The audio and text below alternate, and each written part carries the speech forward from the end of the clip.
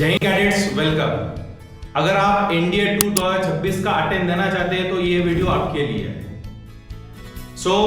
हम इस वीडियो में एक क्वेश्चन डिस्कस करेंगे जो आया था कौन से एनडीए 1 2026 में आया था। मुझे लगता है कि ये क्वेश्चन बहुत सारे लोगों ने स्किप किया होगा, पर आप ये क्वेश्चन को अगर अच्छी तरह से देखेंगे तो आप इस क्वेश्चन को लॉजिक के बेस के ऊपर क्या कर सकते हो, सॉल्व कर सकते हो। तो इस वीडियो में हम एक क्वेश्चन सॉल्व करेंगे, वो है आपका एनडीए 1 2026 का। तो क्वेश्चन क्या था? Consider the following statement in the case of terrestrial planets.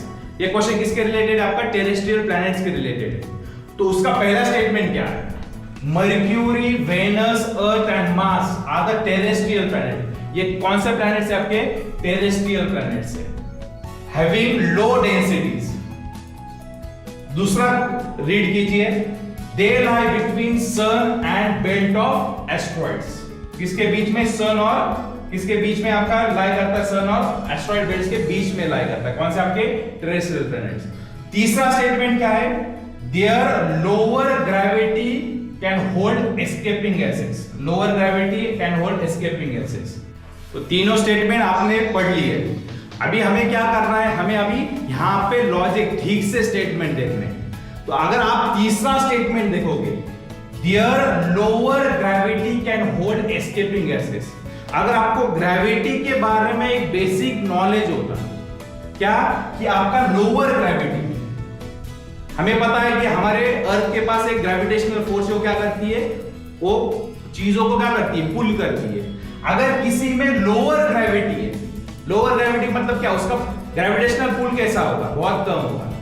अगर ग्रेविटेशनल पुल कम है, क्या वो जो गैसेस एस्केप कर रहे हैं, क्या उसको होल्ड करके रख सकता है? क्या नहीं रख सकता है। मतलब यहाँ पे क्या कहा गया है कि लोअर ग्रेविटी क्या कर रही है? लोअर ग्रेविटी की वजह से वो गैस क्या कर रहे हैं? होल्ड करके रख रहे हैं। मतलब क्या? ग्रेविटी कम है और वो गैसेस को होल्ड कर सकती है। क्या आपको ये कॉन्ट्रडिक्ट नहीं लग रहा है क्या? ये दोनों, ग्रेविटी लोअर है और वो क्या कह रहा है? वो गैसेस को होल्ड करके रखता है। लोअर ग्रेविटी मतलब क्या? गैसेस आपकी क्या हो जाएंगी? एस्केप हो जाएंगे।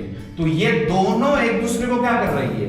कॉन्ट्रडिक्ट कर रही है। अगर ये दोनों एक दूसरे को कॉन्ट्रडिक्ट कर रहे हैं तो ये स्टेटमेंट आपका क्या होगा? गलत हो जाएगा। लोअर ग्रेविटी की जगह क्या होना चाहिए था? यहां पे हाई ग्रेविटी होना चाहिए था। अगर ये स्टेटमेंट गलत हो जाता है तो आप ऑप्शन की तरफ देखिए। ऑप्शन में क्या बोला है आपको? करेक्ट स्टेटमेंट कौन सा है? और ऑप्शन में अगर आपका 3 क्या होता है? एलिमिनेट होता है। ऑप्शन 3 कौन से स्टेटमेंट में आता है? ऑप्शन 3 आता है आपके कौन से स्टेटमेंट में? यहाँ पे बी में 1 and 3 इसमें दिया है। तो बी क्या होगा? आपका आंसर होगा क्या? नहीं होगा। आपका सी आंसर होगा क्या? क्योंकि सी में भी क्या दिया है? आपका 3 दिया है, तो ये आंसर नहीं होगा। तो आपने यहाँ पे क्या किया? एलिमिनेशन यूज किया। तो ए और डी इन दोनों में आपका क्या होगा? आंसर होगा। और ए और डी में कॉमन क्या आपका? 2 तो कंपलसरी क्या है? सही है। 2 कंपलसरी सही है। मतलब क्या 2 की तरफ देखना है क्या आपको? नहीं देखना है। आपको सिर्फ स्टेटमेंट 1 के बारे में देखना है। और स्टेटमेंट 1 में क्या दिया है? Mercury, Venus, Earth, Mars are terrestrial planet. Terrestrial planet का मतलब क्या है? ये प्लैनेट किससे बने? ये प्लैनेट को क्या है? लैंड पार्ट है। क्या पार्ट है? लैंड से बने। Are having low densities. क्या कहा है? Low densities. अब मुझे बताइए, लैंड पार्ट है, लैंड पार्ट है मतलब ये कैसा है? सॉलिड। कैसा है? सॉलिड है। और वो कह रहा है सॉलिड की डेंसिटी कैसी है? लो है। ये पॉसिबल है क्या? नहीं पॉसिबल है। आपकी गैस की डेंसिटी कम होती है। डेंसिटी का मतलब क्या होता है? आपका मास अपॉन वॉल्यूम।